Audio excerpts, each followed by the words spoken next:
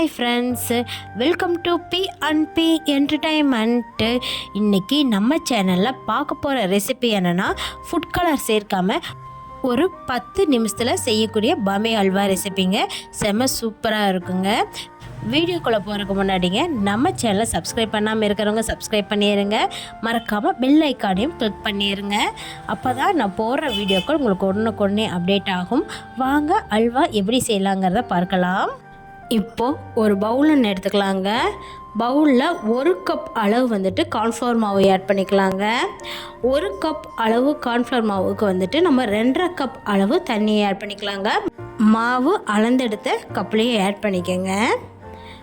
இப்போது ஆட் பண்ண பின்னாடி ஒரு விஸ்க் வச்சு நல்லா கட்டிகள் இல்லாதவாறு கலந்து எடுத்து ஒரு பக்கம் எடுத்து வச்சிடலாங்க.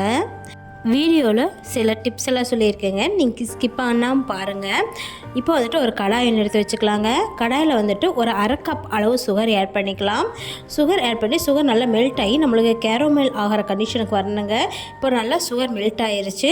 இப்போ பார்த்திங்கன்னா ஒரு ஆரஞ்சு கலர் வந்துச்சு. இந்த டயத்தில் நம்ம தண்ணி ஆட் பண்ணிக்கலாம். இதுக்கு மேலே விட்டிங்கன்னா உங்களுக்கு சுகர் பொடி கலரில் வர ஆரம்பிச்சிடும். அந்த டைப் வந்துச்சுனாவே நம்மளுக்கு கேரமல் நல்லா கசக்க ஆரம்பிச்சிருங்க. அதனால் இது கரெக்டான பக்கம். இந்த இதில் 1/2 டம்ளர் தண்ணி ஆட் பண்ணிக்கோங்க. ஆட் பண்ணி இது போல் நல்லா கலந்து கொடுத்துருங்க. தண்ணி ஊற்றிலே உங்களுக்கு கெட்டித்தன்மை பட ஆரம்பிக்கும்.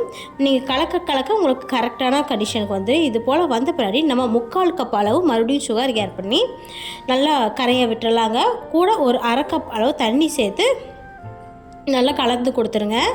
இந்த சுகர் நம்மளுக்கு கரைஞ்சி வந்தால் போதுமானது. இப்போ நல்லா கரைஞ்சி வந்துருச்சு பார்த்தீங்களா? இந்த அளவுக்கு கரைஞ்சி வரணும். பாகுபாதம் பார்க்க தேவையில்லைங்க. இப்போது கரைச்சி வச்சுருக்கிற கார்ன்ஃப்ளவர் மாவு எடுத்துக்கலாங்க. ஒரு கலக்கி விட்டு உள்ளே மிக்ஸ் பண்ணிக்கலாங்க. மிக்ஸ் பண்ணி இது போலவே நல்லா கலந்து கொடுத்துட்டே வாங்க.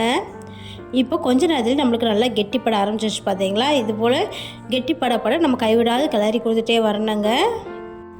இந்த அளவுக்கு கிளறி கொடுத்த பின்னாடிங்க ஒரு 1/2 எலுமிச்சம்பழ சாறு எடுத்து வச்சுருக்கேங்க. உள்ளே ஆட் பண்ணிக்கலாம். ஆட் பண்ணிவிட்டு நல்லா இது போல் கலந்து கொடுத்துருங்க. இந்த அளவு நல்லா கிளறி கொடுத்த பின்னாடிங்க ஒரு 2 டேபிள் ஸ்பூன் அளவு நெய் ஆட் பண்ணிக்கலாங்க. நெய் ஆட் பண்ணி நல்லா இது போல் கலந்து கொடுத்துருங்க.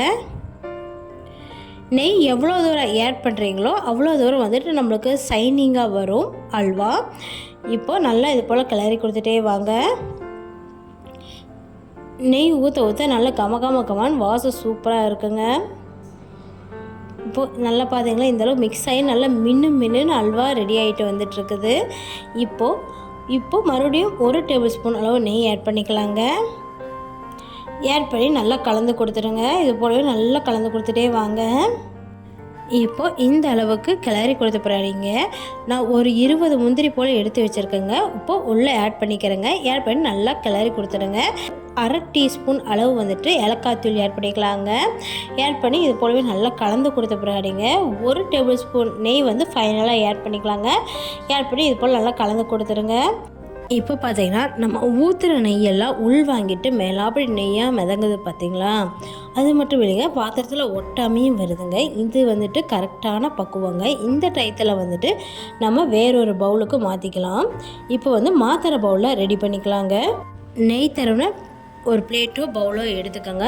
எடுத்துகிட்டு இது போலவே வெள்ளெல் இருந்தால் தூவி விட்டுருங்க. அதுக்கப்புறம் கொஞ்சம் முந்திரி, எந்த நட்ஸ் இருந்தாலும் போட்டுக்கோங்க. இந்த மாதிரி நான் முந்திரி தான் போட்டு பரப்பியிருக்கேன். இப்போ நம்ம தயாரித்து வச்சுருக்கிற அல்வா விடுது இதில் ஊற்றிடலாங்க. அப்படியே அழுங்காமல் விழுகுது பார்த்தீங்களா? அப்படியே இப்போ ஊற்றுன பிறகாடிங்க மேலே அப்படியே கொஞ்சமாக டெக்கரேஷனுக்காக வெள்ளெல் தூவி இருக்கிறேங்க. இப்போ நல்லா ஆறட்டுங்க. ஆறின பின்னாடி வேறொரு பிளேட்டுக்கு மாற்றிக்கலாம். இப்போ நல்லா ஆறிடுச்சு. வேறொரு பிளேட்டுக்கு கமித்தி போடையில் பாருங்களேன், சூப்பராக நம்மளுக்கு அல்வா ரெடியாகி வந்திருக்குது. நம்ம டெக்கரேஷனுக்காக போட்ட வெள்ளெல்லும் அந்த முந்திரியும் பார்த்திங்கன்னா அப்படியே அழகாக நிற்கிது பாருங்கள். இப்போ எல்லாத்தையும் பீஸ் போட்டு கட் பண்ணி எடுத்துக்கலாங்க. இப்போது சாப்பிட்டு பார்க்கையில் அல்வா செம டேஸ்ட்டாக இருந்ததுங்க. நம்மளுக்கு பார்த்திங்கன்னா ஸ்ட்ரக்சர் பார்த்திங்கன்னா கடையில் விற்கிற அல்வா மாதிரியே இருந்தது. நம்ம எந்த கலருமே ஆட் பண்ணாமல் நம்மளுக்கு சூப்பரான ஒரு கலர் கிடச்சிருக்கு பார்த்திங்களா? அல்வாவுக்கு டேஸ்ட்டு சூப்பராக இருக்குங்க. ட்ரை பண்ணி பாருங்கள், உங்களுக்கு ரொம்ப பிடிக்கும். திரும்ப செய்ய ஆரம்பிச்சிருவீங்க. செய்து பார்த்துட்டு எப்படி இருந்துச்சுன்னு சொல்லி மறக்காமல் கமெண்ட் பண்ணுங்க ஃப்ரெண்ட்ஸ். அளவுகள் எல்லாம் டிஸ்கிரிப்ஷன் பாக்ஸ்லேயும் கொடுத்துருக்குறேங்க. ஓகே ஃப்ரெண்ட்ஸ், இந்த வீடியோ உங்களுக்கு பிடிச்சிருந்தா லைக் பண்ணிடுங்க. உங்கள் ஃப்ரெண்ட்ஸுக்கும் ஷேர் பண்ணிடுங்க. புது புது வெரைட்டியான டிஷ்ஷஸ் செய்யலாம், சாப்பிடலாம், சந்தோஷமாய் வாழலாம். நன்றி.